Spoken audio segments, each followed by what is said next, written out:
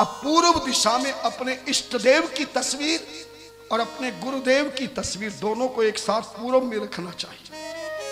पूर्व में गुरुदेव इष्ट देव की तस्वीर रखे और इसके सामने ही आप गणेश और गौरा जी जो चांदी के हैं या मिट्टी का तो रखना ही नहीं है, जो भी धातु के हैं उन्हें रखें।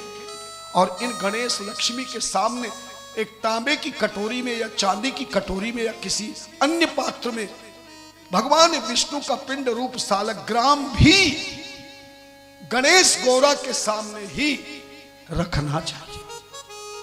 यदि कोई यंत्र आदि आपको मिले हैं तो भी यही रखना चाहिए।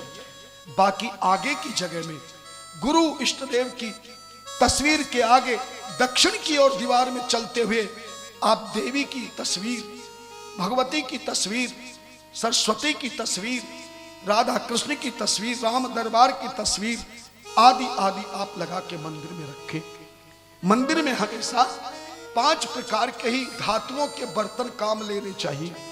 या तो सोने का हो, या चांदी का हो, या तांबे का हो, या पीतल का हो, या कांसी का हो। स्टील के बर्तनों का प्रयोग कभी भी गृहस्थी को अपने घर के मंदिर में किसी भी प्रकार से नहीं करना चाहिए। आज 90% लोग स्टील का जल भरेंगे तो स्टील में, लोटा लेंगे तो स्टील का, इसलिए उसकी पूजा फल नहीं मिलता। इसलिए पीतल का दीपक हो, एक परिवार का एक ही दीपक हो। यह नहीं कि पति का अलग और पत्नी का अलग है, बेटे का अलग और बहू का अलग है।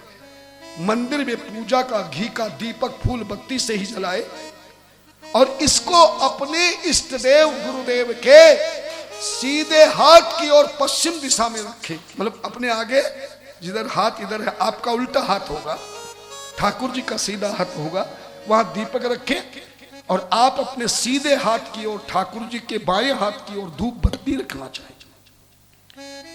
एक गरुड़ घंटी भी आरती के लिए, पूजा के लिए प्रमुख मानी गई है।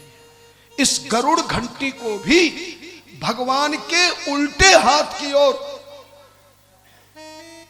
नैऋत्य दिशा में इसको रखनी चाहिए। नैऋत्य मानी दक्षिण और पश्चिम के बीच।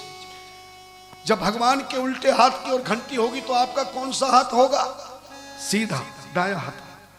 और शंख को हमेशा भगवान के सीधे हाथ की ओर रखना चाहिए। शंख को कभी भी जमीन पर नहीं रखना चाहिए।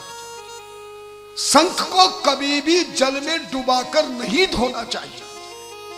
शंख को रखने के लिए इसका स्टैंड आता है, और स्टैंड भी ना हो तो गोटे की छोटी सी वो बना करके, क्या बोलते हैं वो, इंडी जैसी बना करके आप रख सकते हैं। और शंख का मुख अपनी ओर होना चाहिए, खुला भाग ऊपर की ओर होना चाहिए, बारीक भाग भगवान की तरफ होना चाहिए। इस तरह से करें। तांबे का लोटा जल का होना चाहिए। स्नान कराने के लिए गोल कटोरी तांबे की भगवान को स्नान कराने के लिए होनी चाहिए। और स्नान कराने के बाद इस जल को इकट्ठा करने के लिए एक आधा गिलास नुमा पंचपात्र होता है, जो पंडित जी चरणामृत देते हैं, उसे पंचपात्र कहते। आचमनी और पंचपात्र रखे